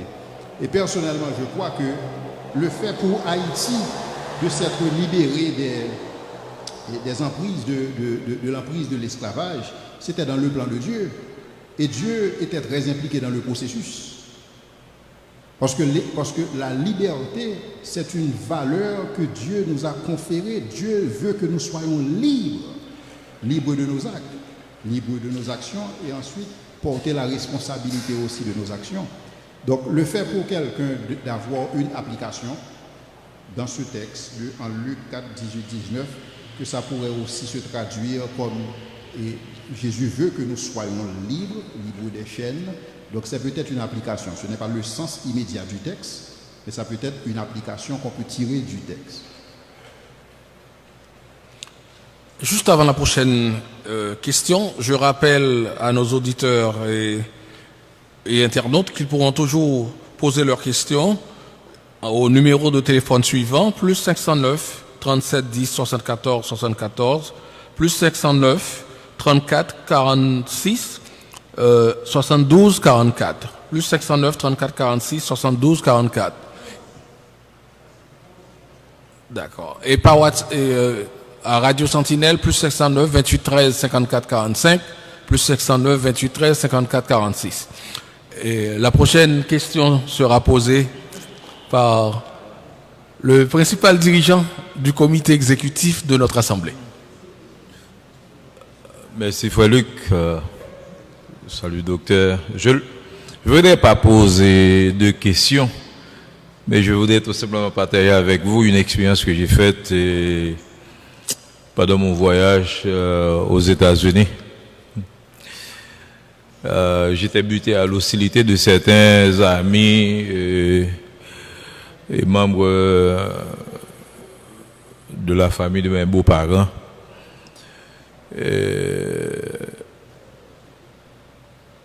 que je voudrais, en principe, à qui je voudrais prêcher l'évangile. Mais il ne voulait pas, en principe, m'écouter.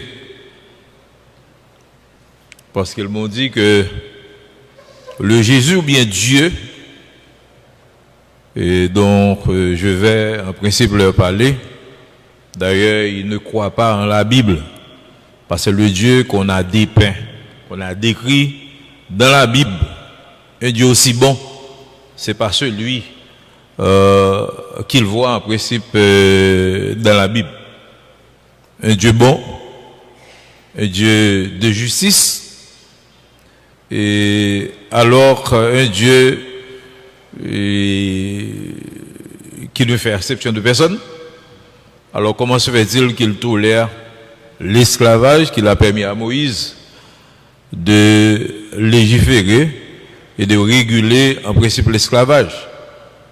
Par ainsi, Dieu n'a-t-il pas fait exception de personne? Donc ensuite, ils m'ont dit que je crois que lorsque l'évangile était entré en Europe, je crois qu'il y avait une autorité, peut-être un roi qui disait aux missionnaires, je ne crois pas que vous êtes venus pour apprendre et pour faire connaître aux esclaves Dieu, parce qu'ils connaissent déjà Dieu. Mais je voudrais que vous les appreniez à obéir à leur maître, à se bien comporter pour que, enfin, même s'ils ne vont pas au ciel, mais ils pourraient arriver peut-être au purgatoire. Et c'est ce que l'apôtre Paul avait fait lorsqu'il enseignait, c'était pour Constantin, pour le roi, lorsqu'il disait aux esclaves que vous devez obéir à vos maîtres, etc., etc. Donc, j'étais vraiment, j'avais pas, en principe, d'argument. Donc, c'est pourquoi je voudrais remercier Dr. Jules, qui nous a donné des pistes pour que, pratiquement en faisant un peu de recherche, je puisse arriver, en principe, à les convaincre. Je ne sais pas si vous avez, en principe, quelque chose encore à nous redire concernant cette expérience que je viens de vous expliquer là. Merci. Merci beaucoup. Merci, Président Wood.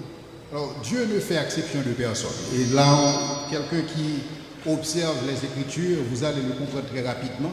Dieu juge Israël de la même manière que Dieu juge les autres nations. Quand vous écoutez ce que Amos, par exemple, annonce en termes de jugement pour les peuples qui entourent Israël, ce sont les mêmes jugements pour Israël. Donc Israël, Dieu a pris et Dieu a jugé les Cananéens et qui ont souillé la terre. Il a donné la terre à Israël.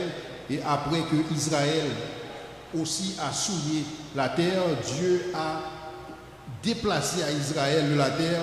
Et donc Dieu a repris le contrôle. Donc Dieu ne fait exception et de personne dans ce contexte. En faisant certains esclaves. Alors, la réalité, c'est comme je l'ai expliqué, dans le contexte hébreu, des gens qui tombaient dans l'esclavage, c'était des gens qui avaient des difficultés financières, qui étaient dans une situation précaire. Or, la réalité existe aujourd'hui, parce que nous ne serons pas tous riches. Il y a des gens qui seront nantis, il y a des gens qui auront des moyens, il y a des gens... En fait, il y a des gens, vous pouvez leur donner $1 million ce soir et demain matin, ils seront pauvres. Tout simplement parce qu'ils n'ont absolument aucune intelligence financière. Donc, et cette réalité que nous connaissons aujourd'hui n'était pas différente à cette époque. Donc il y a des gens qui justement tombaient dans cette catégorie de pauvreté. Il est vrai qu'il y avait tout un système de bien-être social qui était mis en place pour empêcher que les gens ne tombent pas dans la servitude. Mais certains tombaient quand même dans cette situation. Et c'est pourquoi il fallait qu'il y ait une certaine législation pour protéger leur intégrité en tant que personne créée à l'image de Dieu, si jamais ils se retrouvent dans une situation pareille.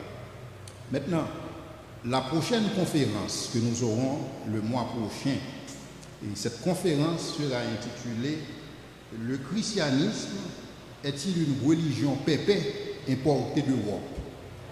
Ce que je vais vous montrer, je vais vous prouver que le christianisme, peut-être qualifiée de religion traditionnelle au même rythme que toutes les religions qu'on peut classer de religion traditionnelle pour le simple fait que le christianisme était en Afrique depuis le 1er siècle. Et quand les colons, quand les Européens sont arrivés en Afrique au XIIe siècle, l'Afrique était déjà amplement christianisée. Parmi les esclaves que les Européens ont amenés dans les colonies, certains d'entre eux étaient des musulmans, il y avait ceux qui pratiquaient le judaïsme, il y avait beaucoup de chrétiens.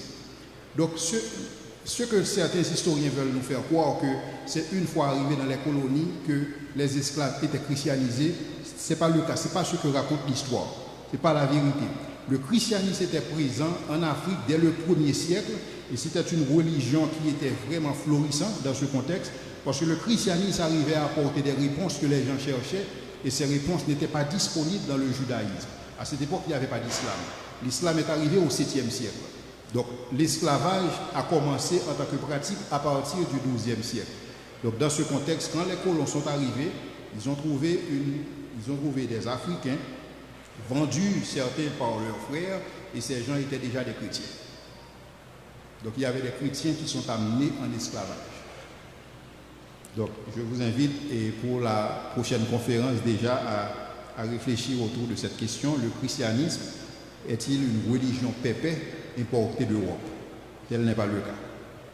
C'est une religion traditionnelle. Alors, je vais prendre la liberté de poser la dernière question. Et vous savez, ici en Haïti, en mentionnant ce thème, le thème de l'esclavage, Dessalines, le fondateur de notre nation, a aboli cette infamie qui est l'esclavage. Et vous savez, on a attribué ce tact surtout à des Européens, et parmi lesquels Wilberforce, qui est un serviteur, un chrétien. Alors, n'a-t-on pas essayé, au nom de la foi, d'accorder le mérite de Dessalines qu'il a fait pour la première fois, même si Wilberforce a suivi cette voie aussi, fort de sa foi chrétienne et de l'enseignement biblique, d'attribuer à quelqu'un d'autre le travail de Dessalines, car même Dessalines, lui-même, il a invoqué la magnanimité du Dieu Tout-Puissant pour proclamer l'esclavage, parce qu'il a dit dans la Constitution impériale de 1805 que si le Tout-Puissant a fait les hommes de différentes couleurs, ce n'est pas pour s'assujettir les uns aux autres, mais c'est bien pour la diversité de sa gloire. Alors, quelle est votre opinion sur ce? Je suis tout à fait d'accord que s'il faut donner la paternité à cette question de l'abolition de l'esclavage, il faut bien le donner à nos héros de l'indépendance, d'abord et avant de considérer Wilberforce. Alors l'idée pour moi de parler de Wilberforce, c'était beaucoup plus au niveau légal et par rapport à la façon dont lui, il a décidé de combattre l'esclavage dans ce contexte. Mais je suis d'accord que effectivement, il faut donner le mérite à qui et le mérite est dû. Et donc il faut l'attribuer dans ce contexte à nos héros de l'indépendance, nos héros de Vertières, et qui ont combattu. Et je suis content que tu aies pu signaler qu'ils ont combattu à partir de cette vision judéo-chrétienne du monde et que Dieu a créé les hommes libres, il les a créés à son image et selon sa ressemblance. Il est évident qu'ils n'ont pas formulé cette doctrine de cette façon, mais ils ont compris que s'il existe un Dieu et que ce Dieu serait à l'origine de la race humaine, nécessairement les hommes sont tous égaux devant lui. Merci, docteur Jules. Et je voudrais faire une rectification de dernière minute commise pour une erreur commise dans le second numéro. C'est plutôt le 509